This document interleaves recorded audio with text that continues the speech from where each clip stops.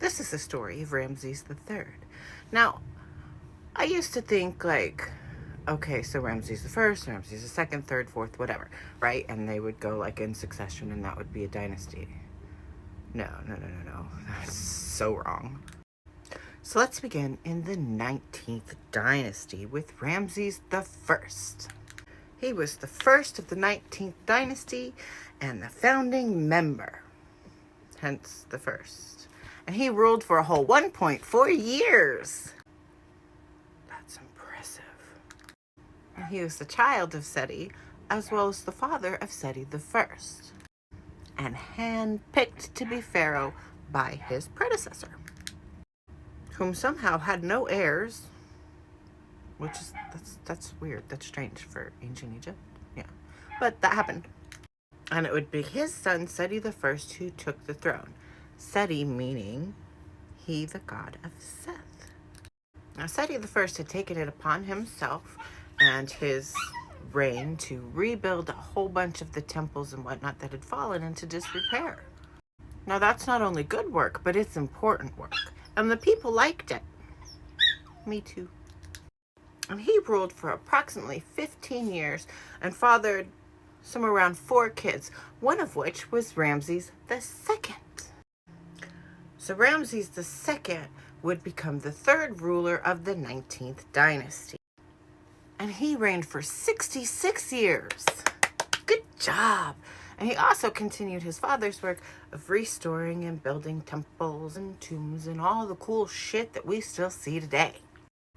I mean, he also married his daughter, so I don't know.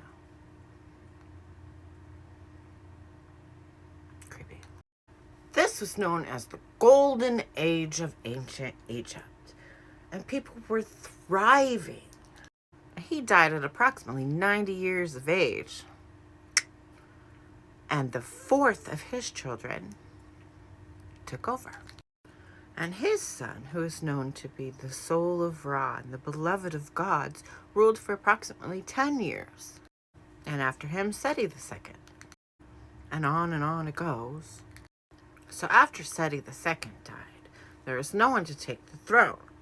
So a royal chancellor of Egypt and a Syrian royal named the next pharaoh, who was known as Septa. But his father is still unknown. He was all of 16 when he died, but ruled for 6 years. There's a story there, but I'll save that for another day. So we continue on and on until we come to the 20th dynasty, which would prove to be the final dynasty of the New Kingdom. Now, the first ruler of the 20th dynasty is best known for, that's right, fathering Ramses III. So Ramses III had 2 principal wives and several minor wives. How many? Like, enough. You know what I'm saying? Like, enough is enough. Now, one of his principal wives had given him a son, among other children, named Ramses IV. Now, he was next in line, or next in succession to take the throne. But one of his minor wives had bore him a son before that, and she kind of thought, yo, my kid should be in line, you know what I'm saying? Like, he should be next. What the fuck?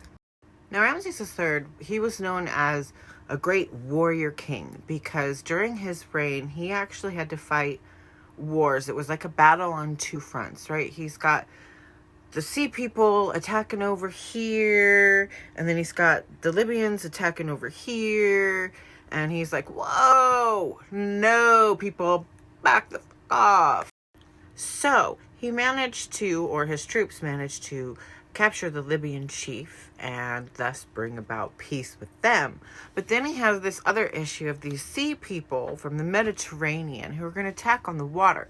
Now, the Egyptians at this point, they had a bit of experience with war, and they definitely had a lot of experience with water travel up and down the Nile, but most of that was like moving people and cargo, not actually fighting on the water. So they were like, what are we going to do? We don't know what the hell we're going to do. We've never done this before. Not really, not like this. So Ramses devised this plan, and it was a good plan. You see, they saw the black sails coming. And they hid on the shores and waited until all the ships were just in the right place. And instead of attacking them on the waterfront, they attacked them on the shores with their archers.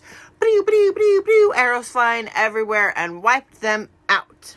And though the sea people had obliterated the Hittite Empire, they had no chance of taking Egypt. So Ramses was like super praised for this. He brought about peace after a long time of war and like totally defeated this whole militant army from the shores, and nobody thought it could be done, and it was totally done. He ruled. But throughout all this fighting and all this warring, a lot was lost. And one of those things that was lost was trade. When you lose trade, you lose the ability to get a lot of the resources that you had access to before. And during this time, there was a lot of crazy like weather shit going on. Like the Nile would flood and wipe out crops, and then there would be long periods of drought. So there was a lot of like, there's no resources coming in, there's no resources growing, and people are going hungry, and they're like seriously destitute. It's like the Great Depression, which also happened after a war. But he was still continuing on having all of these like great monuments built and restored and employing all these people to do all this stuff. And they had been promised that they would be paid in food, but they weren't getting paid. So they actually staged the very first strike in written history. And they all walked out on the job and they all marched to the Capitol demanding to be paid, screaming and crying, "We're destitute, we're dying." And so word of this gets to the harem, or the house of all the queens. And these people are like, they're their friends, they're their family. It's where they came from before they entered the royal family. And they're like, my people are dying. They're sick. They're struggling. They can't make it. This is horrific. I mean, they had to do something. It just couldn't stand. So Queen Tiye, she knew that she wasn't going to be able to just get her son on the throne. Oh, no. Nobody's going to get behind her just for that. So she's looking around going, I think I can get the king out and get my son in. This is my chance. This is my opportunity. So she starts talking and whispering, and people are getting upset and outraged, and she's like fueling this rumor fire. Like, the rumors are really true. People really were like dying. So meanwhile, Ramses is sitting over here on the throne, all fat and happy, like, what do you mean they're hungry? Let them eat cake. So the house, the wives, like most of them, not all of them, not the principal wives, just the minor wives, they get all like, pss, pss, pss, pss, pss, pss, and they have connections and ways to talk with people that are in the court, right? They're like their friends, and they have ways to send secret messages and stuff. So they start doing this. And sure enough, they set in motion a plan to murder the king.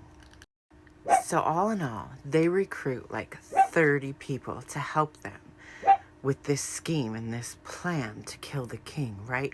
Including a commander of the militant forces and the dude that controlled all the food and all the drinks. He made everything that Ramses ate and drank.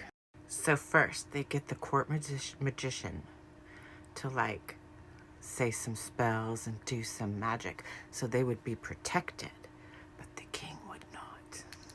And the royal guard, they were all kind of fucked. So then it comes time to actually kill him, and they're like, okay, what are we gonna do? Should we poison him? We could totally use like mandrake or poppy or ricin or nightshade. But the problem with poisoning him is all of these things were readily available and used quite often in their society. And so like, you know, people would know, they would recognize how he died if they went this route. So maybe that wasn't the best idea. So the one night, all of the wealthy, all of the court, they're at this nice, huge celebration with the king, and they're partying, living it up while, you know, people on the street dying. But little did anyone know, this would be Ramses' last night on earth. He died a very long, slow death. And afterwards, people were questioning it, like, what happened? What? He's gone. He's dead. Just like that, we were partying with him just last night. What the hell? For real though, like what happened? So it was commissioned for people to find out, what happened. And they did an investigation into this. And they started torturing people until they broke and told the whole damn story. 33 people in all were tried for the coup d'etat against Ramses III. One of them was found innocent, and 2 opted out, if you catch my drift, with a little bit of that mandrake rice I was talking about. Then the rest of them, the other 30, they were all sentenced to death by fire, public execution, and they were all rounded up and set on fire and ablaze in front of all of the people of Egypt that could be there. That must have smelled awful. And how traumatic. Who wants to watch 30 people burn? That's disgusting. But anyway, that's what happened. But among the list of the co-conspirators included the Lord of the Snake and the Snake. And when he was mummified, his arms were coated with the protection of the snake blade. Because who's gonna question a little snake sneaking into the castle? It could have easily happened.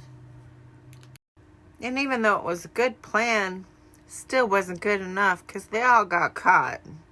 And Ramses IV did take the throne and ruled for a whole 6 years. But Egypt would never be the same. With no resources and everything that just happened, the fabric of society was essentially ripped apart. And it turned to a whole lot of infighting and civil unrest and disobedience, and all of this allowed for the priests or the people in charge of the religion to really kind of rise up and take power and control over the Egyptian reign or the Egyptian throne or the government. And this eventually allowed for the Assyrians, the Greeks, the Persians, the Romans to come in and kind of just take control, which led to the Ptolemy dynasty, which was the downfall of ancient Egypt, the end of an empire. And this desperation led to the trend of tomb robbing, which really kind of decimated and destroyed so much of what they had been trying to preserve. So governments, seriously, don't let your people starve. Not cool. Really, really, do your job. Feed your people. So anyway, thanks for joining me today. I hope you enjoyed this story and that it inspires you to study more on your own. And I hope that you are inspired to hit that subscribe button and join me, because I bring to you every Wednesday a story from ancient history, Egyptology, or mythology and folklore. Okay, thanks. Love you. Bye.